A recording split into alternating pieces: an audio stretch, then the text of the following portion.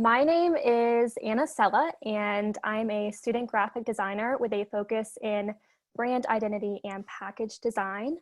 I was born and raised in Tuscaloosa, Alabama, and I am currently getting my BFA in graphic design at the University of Alabama, and I'll be graduating in the fall. And today I'll be sharing 3 student projects that I've done, and we're going to start off with QuiltCon. The goal of this project was to redesign the branding of an existing conference. So what is QuiltCon? QuiltCon is presented by the Modern Quilt Guild every year, and it's the largest modern quilting show of its kind. And the goal for this project was to modernize it to attract all different ages. So the average age for quilters is around 63 to 64 years old, but many quilters begin at a younger age. And the solution for this was to create a modern design that attracted all ages. And with that, I designed a bright color palette to draw attention and a design that could transfer to other areas of the conference. To meet the goal of the rebrand, I updated the logo to create the eye-catching color palette and quilt pattern. And it was necessary for these to be able to translate to wayfinding and icons. And here are a few of the options I went through on the right.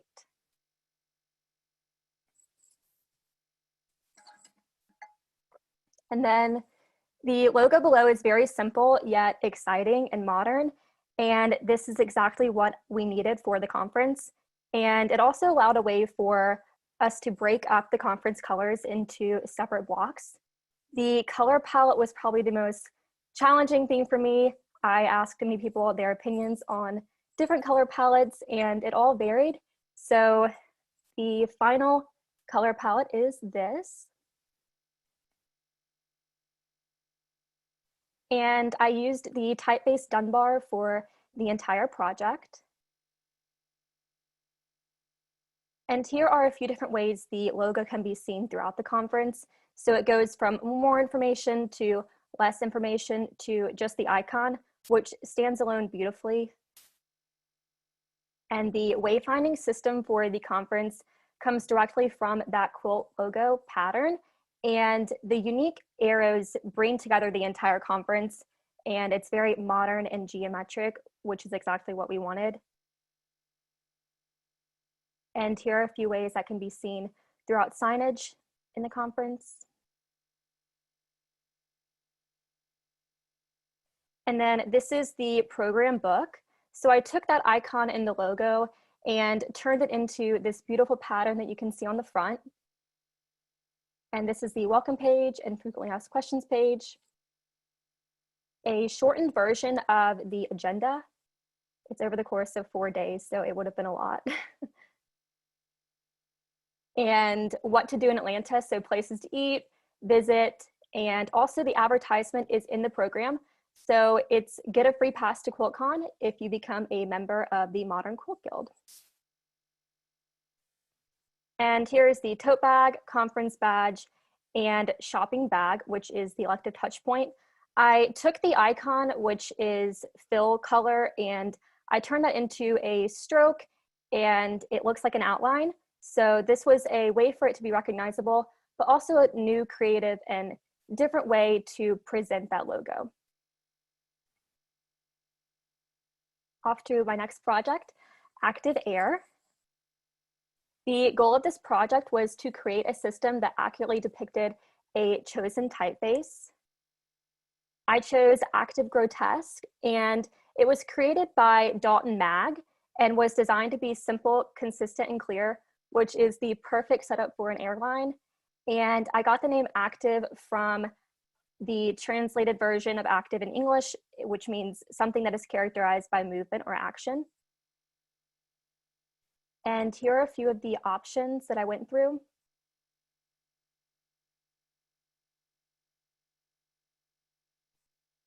And I chose the top version to begin with, and then I asked myself, how can I convey an airline even better? So I took the curved element of a plane and put that on the V and the A, and then also for the final logo, the V and the A are in red, and it looks like arrows to give off that motion of taking off and landing. And this is the final logo. These are the colors used for active air. And here are the uniforms and also an advertisement. As you can see in the advertisement, there is a tagline, "Leave being active to us," just to bring that all together. And then also an elective touch point, which is the sleeping mask. And then lastly, here is the boarding pass.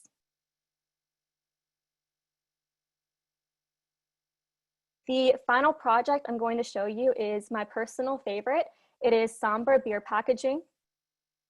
And the goal of this project was to develop a package design for a beer company based off of a galaxy. And I chose the sombrero galaxy. And my research began with the history behind the sombrero. And I discovered that the word sombrero comes from the Spanish word sombra, which means shade. And from that, I created a slogan, "Sip in the Shade." And I decided to name the brewing company Vaquero Brewing Company. So the logo design for the brewing company is simply a silhouette of a cowboy with a sombrero on his head.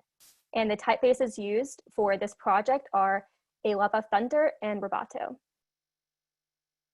So from the research on the sombrero, I found that Jalisco, Mexico was not exactly where the first appearance of the sombrero was, but it is known for being one of the homes of the sombrero as we see it today. So I took these beautiful illustrations, and they are yarn paintings by the Ucho people in Jalisco, Mexico, which is actually an art hub in Mexico. And the illustrations on the right are the yarn paintings, and these are absolutely beautiful. Everyone should check them out. They have a ton of different yarn paintings. And from that, I designed this.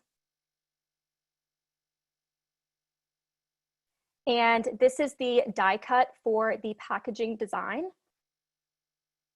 I then cut out and assembled this into the final packaging prototype for Sombre beer packaging. And that concludes my presentation. Thank you so much for joining the review sessions and giving feedback. I would love to connect with everyone. So shoot me an email, Instagram, website, LinkedIn is all below. And I'm also currently open for an internship. And the typeface I used throughout this presentation is Sophia, which can be found on Adobe Fonts. Yeah. So thank you. Thanks so much, Anna. And I'll turn it over again to Michael. Anna, it's nice. Your attention to these typefaces is just great for me because I love hearing those names. It saves me the trouble of having to ask all the time. Like Christian, I think the work is really strong, and I think you do a really good job setting up each of these things. Each of the projects is like well described at the beginning, and I understand what you're looking for. QuiltCon is just like so much up my alley. I love geometry.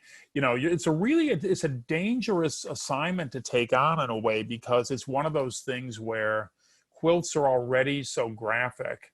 Figuring out how you add something to that language without just kind of repeating things that are familiar from quilts, is actually the challenge, and I think you really met it. I think it's when it plays out in application, it's really fresh. I laughed out loud when I saw the icon set, particularly the arrows. It's funny because I was like, that's not an arrow. It's too confusing to be an arrow. When you see it in use, though, they do read as arrows, and I think I wouldn't use those as arrows on interstate highway signs, but people walking around through a big quilt convention, why the heck not? They would get some pleasure out of it, and I think it's worth making them work just a moment longer to do it. Beautiful colors, everything like that. So for active air, I have one really specific question, and I wonder if I'm the first person to ask it. Okay. So you stylized the last V in active and the first A in air, but I wonder, does anyone ask, like, what about that first A in active? Why doesn't that get any love? Why does it have to have its silly crossbar, and why doesn't it get curved off? I have not been asked that yet. See, to me, there's rules for how you do this. And I think I would. It's funny. I like this one. I particularly think it's really convincing when it plays through. And to me, like one of my rules is if you're doing it to like one letter, you sort of have to do it to the other letter, else you can't figure out why. You know, and I think particularly, you know, then you sort of like get this isolated VA combination, and the V really doesn't stand for anything because it's like active, you know, unless it's, you know, Vitka, you know, active in reverse or something. So to me, I almost wonder whether or not, you know, I mean, I'm sorry, I apologize for the nitpickiness, but I think to me, I sort of like would have, you know, I would have done a version where I would have like actually altered every single letter form, try to figure out how to get the K and the R more in that language to certainly make that first A. Then maybe do the motif where the VA kind of makes a thing and then turns into something. I think when you, you know, if you advance a few, what you show on the successive pages is really convincing, you know, like on the ticket envelopes and stuff like that, that all really works. I really believe that stuff. That all looks really good. And then finally with Sombre, I have a really specific question. You use the word galaxy for that one. And what does that mean when you say galaxy? Is there really like a galaxy in space called the Sombre Galaxy, or are you using that in some more metaphoric way? Yes, so this was a student project, and our professor wanted us to create beer packaging based off of a galaxy in outer space. And there really is a Sombre Galaxy in space? Yes, there somewhere? is. Oh, I was very surprised. Okay. So this is one where I'd say you sort of are stacking up a whole bunch of different ideas there. Yes. That that kind of make it a long walk to get to the payoff in a way. Right. You know, you've got sort of like the premise of the galaxy, which is valid enough as a way to kind of like roll the dice and end up with a starting point, a prompt for the assignment. But I think you know, in the way you explain this, I think you'd be better off kind of skipping that part and getting right into it. Also, the you know, I wonder whether I was so inspired by seeing that. Is it Huichol, the region? I think it's Huichol. Wow, yes. So beautiful. And I wonder whether I know anytime I see that kind of specific cultural inspiration for work, one of the things I'm curious about is there a way to just kind of engage directly with that culture to kind of surface the contributions as opposed to doing a interpretation of it, you know? So that's something, you know, I mean, I don't think that necessarily, it's a much harder thing to do if you're trying to kind of like do a school assignment. And I think as a, you know, in terms of a class assignment, I think it actually came out, looked really convincing at the end.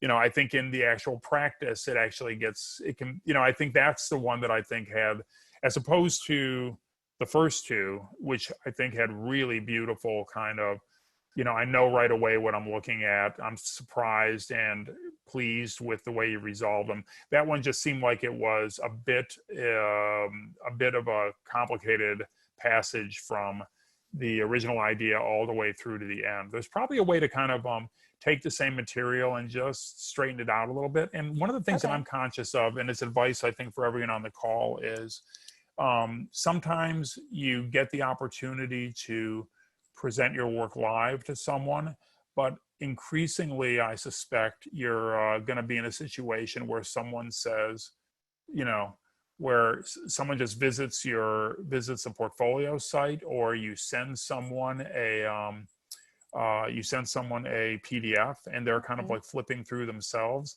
And in a way, you know, I think all of us, and this is true for me and my colleagues at Pentagram too, sometimes we're responding to a potential project and they say, oh, just send us some examples of your work. And you have to put together something. You have no idea whether someone's going to look at it, you know, on a mobile device or on a laptop, or whether they're going to read long passages or what they're going to get out of it. And you sort of have to just assume that you need to kind of make a really clean visual story that goes all the way through. And I think you've got each of these assignments and the work you actually produced, you have everything you need to kind of make it that simple and clear. And I think, you know, for my money, the QuiltCon is an example of how to do it really clearly. And I think you could probably get the other two just as sharp if you just did a little bit of of considered editing and just sort of straightened it out a little bit. I think, do you have any questions for me? I forgot to ask Christian a question. Yeah. Yes, I do. Please. What is your advice on deciding whether to go straight to grad school after college or straight into a job? I've been tackling this myself. I have an association with a grad school, an MFA school. Mm-hmm. And in my experience, the students who benefit the most from that investment, because it is a substantial investment, yes, are ones that either have taken some time off and gained some experience in the world, and not necessarily commercial experience working somewhere, but even, go to a Zen retreat, or just go do something that actually enlarges your experience as a person, and make sure you want to do this, and make sure you've got a good reason for wanting to do it. Make sure if you make things both, at your job, if you've got the kind of job where you're making things, but mm-hmm. also just make the kind of things you love and care about as personal projects.